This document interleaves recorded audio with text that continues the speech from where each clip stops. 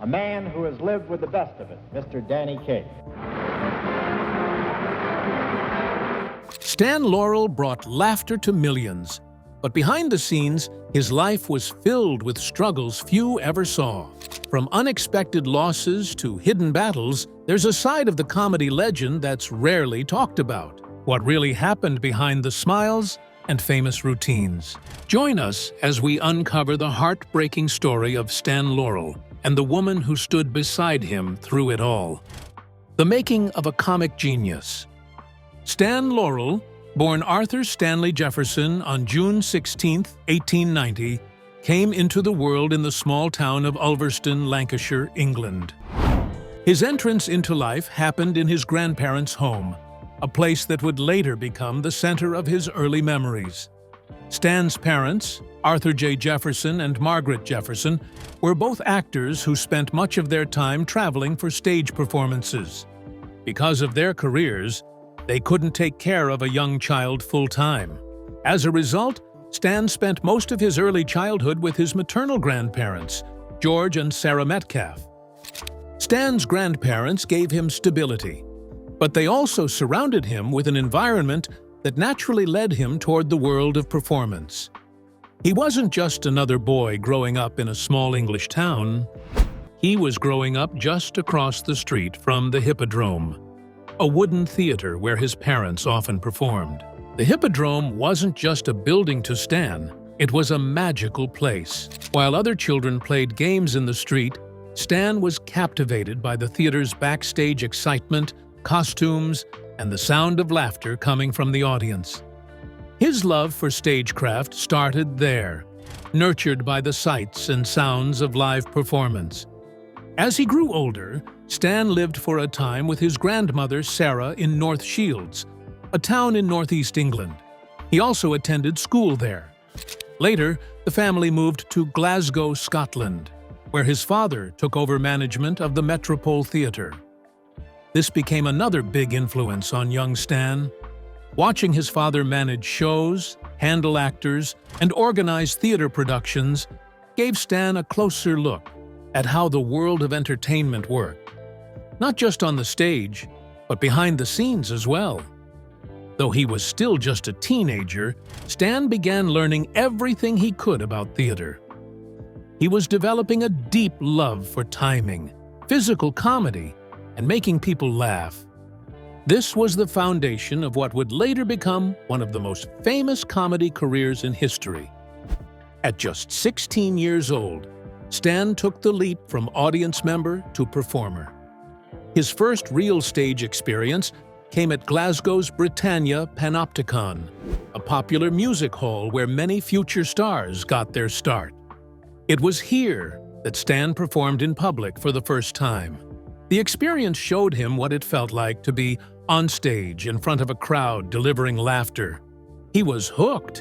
In 1910, something major happened that would change the direction of Stan's life forever.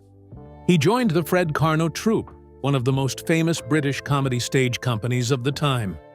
He started performing under the stage name Stan Jefferson. The Karno Troupe was a traveling group that specialized in physical comedy and slapstick routines. They performed all over the United Kingdom and beyond. Being a part of this troupe was an enormous opportunity for Stan to improve his comedic skills and learn from the best in the business. But what made this experience even more special was that he wasn't alone. Another rising star was also in the troupe, Charlie Chaplin. The two young performers quickly became friends and, at times, rivals. They pushed each other to get better, and Stan even served as Chaplin's understudy. Watching Chaplin's sharp timing, creative movement, and silent expressions up close was like taking a master class in comedy. It made Stan sharper, more confident, and more inventive. That same year, in 1910, Stan and Charlie both set sail for America with the Fred Karno Troupe. It was the start of something big, not just for Chaplin, who would go on to become the face of silent film comedy, but for Stan as well. While America was still getting used to the world of moving pictures, these two young men were about to help define the future of film comedy. Stan was still finding his voice, still learning who he was on stage. But the journey had begun. The quiet boy from Ulverston, who used to watch plays from across the street, was now stepping into the spotlight on both sides of the Atlantic. Next, we'll see how a few short gigs, a name change, and an early film appearance set Stan Laurel on the path to becoming half of a comedy duo that would never be forgotten, reinventing himself in America. After Stan Laurel finished touring with Fred Karno's comedy troupe in America, he made a big decision. He stayed in the United States. The tour had introduced him to new audiences, new ideas, and a fast-growing entertainment world that was just starting to fall in love with the moving pictures. It was the early 1910s, and film was becoming more popular by the day. Stan could see there was something special happening, and he wanted to be a part of it. At first, he focused on live performances. Stan teamed up with two other comedians to form the Keystone Trio, a small vaudeville act. The group was loosely named after the famous Keystone Studios, known for its slapstick comedy. The trio performed physical humor and sketch comedy, and though they weren't widely famous, they were successful enough to tour and keep working. Later, Stan rebranded the group into the Stan Jefferson Trio, using his birth name. The name change was simple but important. Stan was stepping up to take the lead in his own career. He wanted to be known not just as part of a team, but as a headlining act.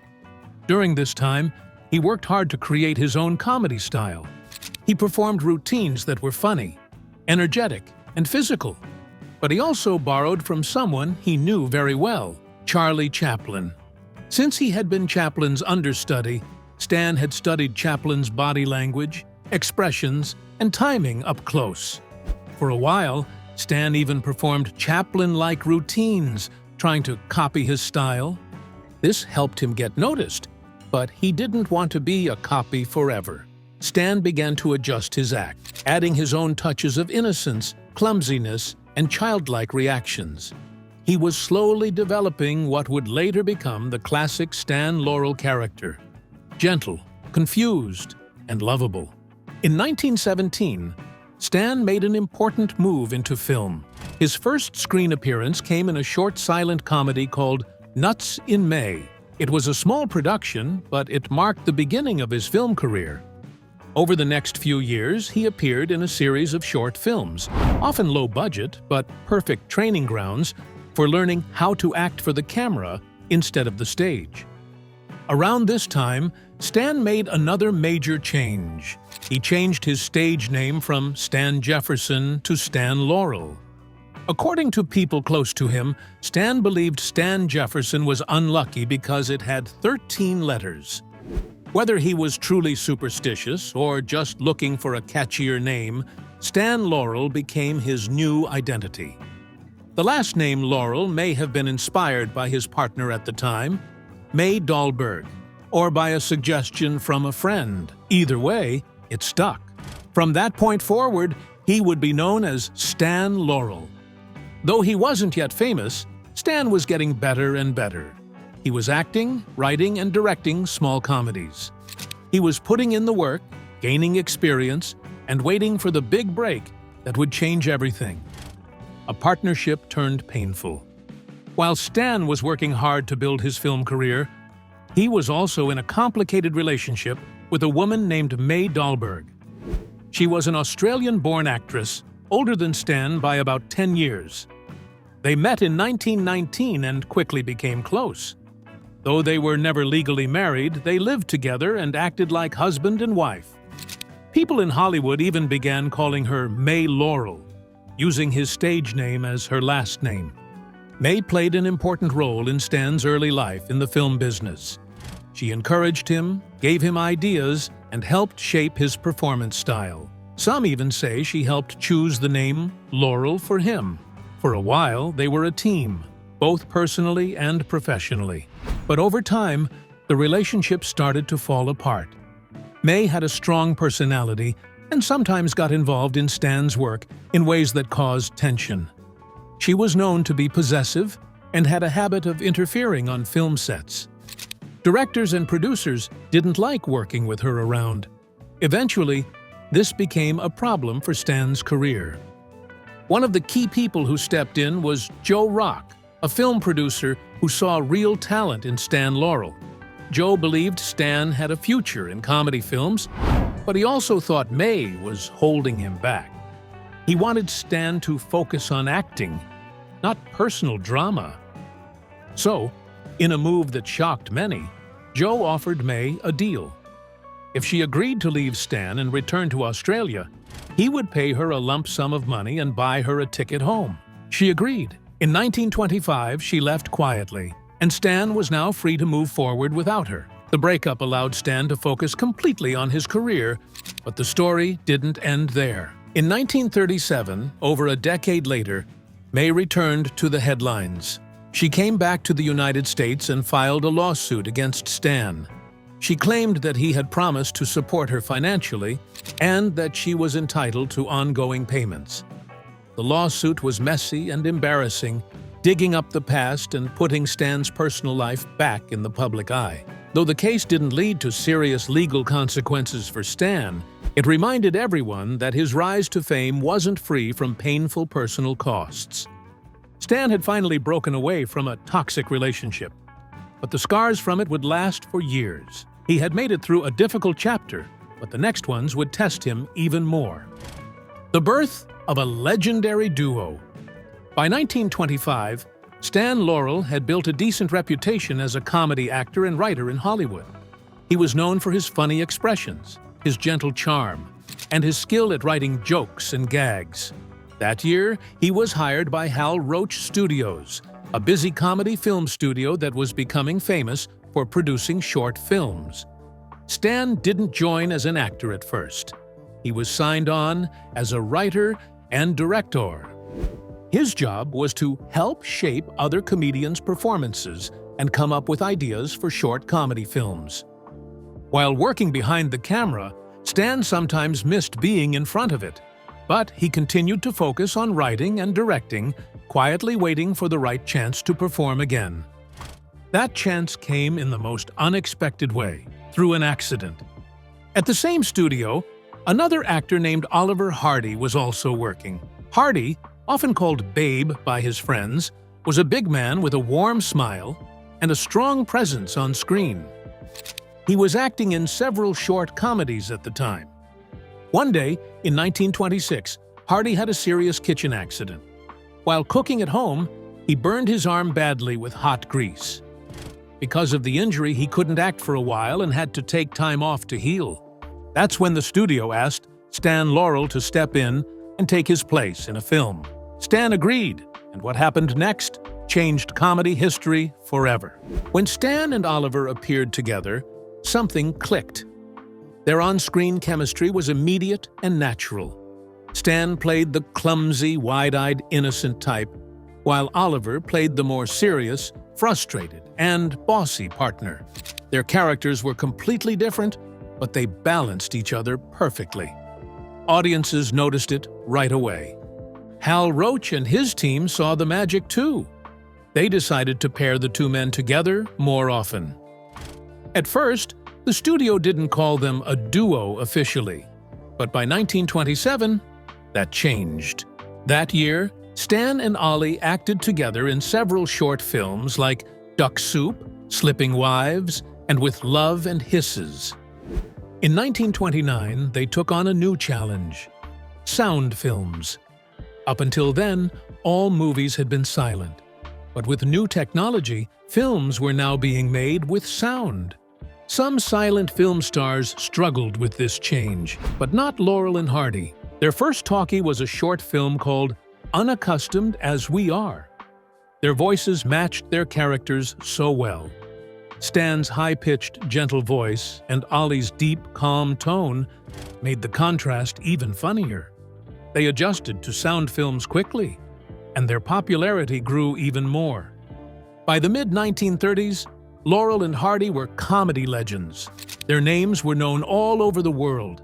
They had gone from an accidental pairing to becoming one of the most famous comedy duos in film history. Cracks beneath the surface. By the late 1930s, Laurel and Hardy were still hugely popular, but behind the scenes, their working relationship with the Hal Roach Studios was falling apart. One of the biggest problems was something most fans never knew. Laurel and Hardy had separate contracts with the studio. This meant that when one actor's contract ended, the other could still be legally tied to the studio. Stan Laurel, who had always been more involved in the creative side of their work, was unhappy about this arrangement. He felt the setup gave the studio too much control and didn't treat the team as one united act. In 1939, Laurel's contract ended, but Hardy's didn't. So instead of renegotiating or waiting for Laurel, Hal Roach made a move that shocked fans and insiders alike. He tried to replace Stan Laurel. Roach paired Oliver Hardy with comedian Harry Langdon in a movie called Zenobia. Although Langdon was a skilled performer in his own right, the film failed to impress. Audiences didn't respond well, and it became clear that there was no true replacement for Stan Laurel. Meanwhile, Laurel was furious. He didn't just feel betrayed. He believed the studio was trying to split up one of the most beloved comedy duos in film history. In response, Laurel sued Hal Roach, arguing over contract issues and creative rights. The legal battle lasted several months and caused even more tension. Eventually, the lawsuit was dropped, and Laurel returned to the studio. He and Hardy were reunited on screen, but the damage had already been done. The trust between Laurel and Hal Roach was broken, and the working environment was no longer the same. Even though Laurel and Hardy were back together, their relationship with the studio would never fully recover. In 1941, after years of ups and downs, Laurel and Hardy finally decided to walk away from Hal Roach Studios for good. It was the end of an era. The place where their famous partnership had begun was now in the past, and the future was uncertain. Still, the team stayed together and hoped to find a better path forward. After leaving Roach Studios, Laurel and Hardy signed a new deal with 20th Century Fox and Metro-Goldwyn-Mayer. Under this agreement, they were set to make 10 films over 5 years. It sounded like a great opportunity. Working with major studios meant better budgets and more exposure. But there was a catch. At Fox and MGM, Laurel and Hardy were hired strictly as actors. They were not allowed to write their own material, direct scenes, or make changes to the scripts. This was especially frustrating for Stan Laurel, who had always been the creative heart of the team. From the beginning of their partnership, he had written many of their gags, shaped their routines, and helped with the editing. Now, all of that control was gone. The studios handed them ready-made scripts and asked them to simply act out the scenes. As a result, some of their films during this period didn't have the same spark or magic as their earlier work. The humor sometimes felt forced, and the characters weren't as carefully crafted. Still, because Laurel and Hardy were so naturally funny and loved by fans, the films were successful at the box office. Over time, Laurel started pushing back. He didn't want to be just an actor reading lines. He wanted to bring their old creativity and style back. Slowly, the studios gave him a bit more room to contribute ideas. He would suggest changes, rewrite parts of the script, and work closely with directors to shape the performances. It wasn't the full control he had at Roach Studios, but it was better than nothing. Even with those small wins, Laurel remained deeply frustrated. He often felt that the studio executives didn't understand their brand of comedy. The jokes didn't always match their timing or personalities. Instead of being crafted around their unique chemistry, many of the scenes felt generic. Laurel was proud of the legacy they had built, and he worried that these new films were pulling them away from what made them special. The death of baby Stanley. While Stan Laurel made millions laugh on the screen, very few people knew about the deep sadness he carried in his personal life. One of the greatest tragedies he ever faced happened in 1930. At the time, he was married to his first wife, Lois Nielsen, an actress he had met while working in silent films. Their relationship had its ups and downs, but they shared a quiet joy when Lois became pregnant with their second child. In May of 1930, Lois gave birth to a baby boy named Stanley Robert Laurel. Unfortunately, the baby was born prematurely. Medical care in those days was not as advanced as it is today, especially for premature infants. The child struggled to survive, and Stan and Lois spent those early days in fear and hope. But only 9 days after his birth, baby Stanley passed away. This loss devastated Laurel. He rarely spoke about it publicly, and even close friends said he almost never brought it up. But his grief ran deep. Behind his bright smile and funny roles, he was a father, mourning a son who never got to grow up. Many believed this heartbreak never fully left him. He simply carried it quietly for the rest of his life. In interviews and letters later on, there were rare hints of this pain, but he chose to keep his sorrow private, never allowing it to affect the joy he gave to audiences. Marriages and mayhem. Stan Laurel's personal life was not just marked by tragedy. It was also filled with chaos, especially when it came to his marriages. His relationships were stormy, complicated, and often played out in the public eye. After years of strain, Laurel divorced Lois Nielsen in 1934. Though they had shared important life moments, including the birth of their 2 children, their marriage had run its course. Laurel didn't stay single for long. In 1935, he married Virginia Ruth Rogers, a woman who would become a central figure in one of the most confusing chapters of his love life. Stan and Virginia had a difficult relationship from the start. They divorced not long after getting married, but instead of moving on, they remarried, only to divorce again. It was a cycle of passion and problems, and it left both of them hurt and exhausted. The press followed their back-and-forth relationship with interest, and fans were often confused about what was really happening behind the scenes. In 1938, Laurel married for a 3rd time. His new wife was Ilyana Shuvalova, a Russian singer and actress. This marriage turned out to be even more chaotic than the last. Ilyana made several shocking claims during their time together. One of the most bizarre was that Laurel had tried to bury her alive, a serious accusation that made headlines. Laurel denied the charges, but the drama surrounding their relationship was impossible to ignore. Friends and co-workers were worried, and eventually, the marriage ended in divorce. Through all of this, Laurel kept working. He continued to appear in films with Oliver Hardy, trying to stay focused on their comedy. But privately, his emotional life was in constant turmoil. He was known to drink heavily during these stressful times, and those closest to him said he often felt lost and tired. Finally, in 1946, Stan Laurel found some peace. He married Ida Kitaeva Raphael, a Russian-born opera singer. This marriage, unlike the ones before, brought stability and comfort.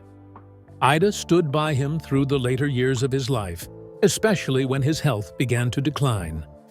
There were no public scandals, no courtroom battles, and no messy separations. It was a quiet, caring relationship, and the two remained married until Laurel's death in 1965. Ida protected Laurel's privacy and helped him step away from the spotlight when his career slowed down. She became his emotional support, someone he could finally rely on after years of personal chaos. Friends said she brought him a sense of calm that he had never truly experienced before. The death of Oliver Hardy. By the mid-1950s, time had taken its toll on Oliver Hardy. Once the jolly, round-faced half of the world's most famous comedy duo, his health began to fail. Hardy, affectionately known by his nickname Babe, had always been a heavy man, and in later years he developed serious health issues. After suffering a mild heart attack in 1954, his condition began to worsen. He was later hit with a series of strokes that affected both his ability to speak and move. By 1956, he was almost unrecognizable, having lost over 150 pounds due to illness. On August 7, 1957, Oliver Hardy passed away from complications caused by a massive stroke. He was 65 years old. His death marked the end of a legendary career and a treasured friendship that had lasted more than 3 decades. The world mourned the loss of a man who had brought so much laughter to so many people. But no one felt the loss more deeply than Stan Laurel. Laurel and Hardy were more than just partners on screen. They were true friends off screen as well. They shared a bond that went beyond work, built on trust, mutual respect, and shared history. When Hardy died, Laurel was completely heartbroken. He was also too ill to attend the funeral. He had been suffering from his own health problems, including strokes and other complications, and simply wasn't physically strong enough to travel or face the emotional strain of the ceremony. Still, Laurel's absence from the funeral made headlines. When asked why he wasn't there, Laurel simply said, "Babe would understand." That one short sentence said everything. He didn't need to explain his grief any further. Those who knew him and knew how much he loved Hardy understood how deeply he was hurting. After Hardy's death, Stan Laurel made a personal decision that surprised many. He turned down all offers to return to show business. Hollywood was eager to feature him again, even in small roles or tributes, but Laurel always said no. He refused to perform without Hardy. To him, their act had been a partnership, and without Babe, it simply didn't feel right. He quietly moved into a modest apartment in Santa Monica, California, at the Oceana Apartments, just a short walk from the beach. This was where he would spend the rest of his life, not as a movie star, but as a quiet man with a legendary past. Heartbreaking final years. Despite his fame, Laurel lived simply. His apartment was small and comfortable without any signs of wealth or glamour. He didn't hire assistants or live behind locked gates. In fact, he listed his phone number in the public directory, making it easy for anyone to call him. And many people did. Fans from all over the world would dial his number, not expecting to reach him directly. But they were often surprised to hear his gentle voice on the other end. He took the time to talk to them, thank them, and even write back to those who sent letters. In 1961, he was honored in a major way. The Academy of Motion Picture Arts and Sciences awarded him an honorary Oscar for his contributions to the world of comedy. It was a way of recognizing not just his individual talent, but the joy and innovation he had brought to film alongside Oliver Hardy. During his final years, Laurel's health continued to decline. He suffered several strokes, which made it hard for him to move and speak clearly. But even with his growing physical challenges, he remained mentally sharp and continued corresponding with fans until the very end. On February the 23rd, 1965, Stan Laurel passed away peacefully. He died while sitting in his armchair, in the same quiet apartment where he had lived for so many years. He was 74 years old. His death marked the true end of an era, the final chapter of a comedy team that had once been the most beloved in the world. If you enjoyed this video, don't forget to like, subscribe, and hit the bell so you never miss more amazing stories from Hollywood's golden age.